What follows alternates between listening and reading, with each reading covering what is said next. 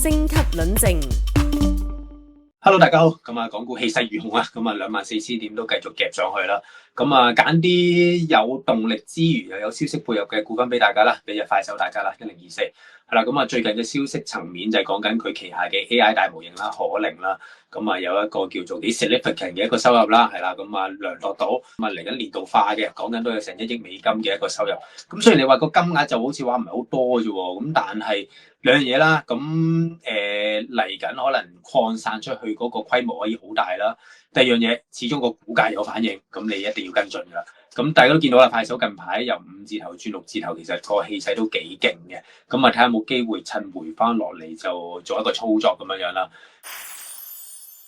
港股繼續創出咧6月份嘅高位，咁喺今轉升上嚟咧，科技股比較落後，主要都係內銀內險所帶動啦。不過落後嘅科技股入邊咧，業績公布之後，得隻強勢股就係啱啱唐牛提及嘅快手1024啦。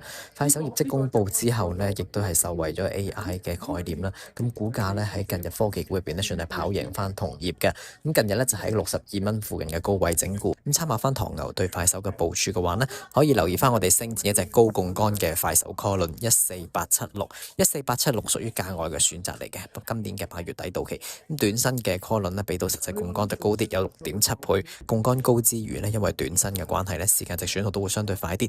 咁所以投資者如果用14876嘅快手 call 輪嚟部署呢，轉身就要比較快啦。以60蚊心理關口做一個參考位置嘅話呢，快手隻 call 輪14876對應嘅輪價大概就4仙1嘅。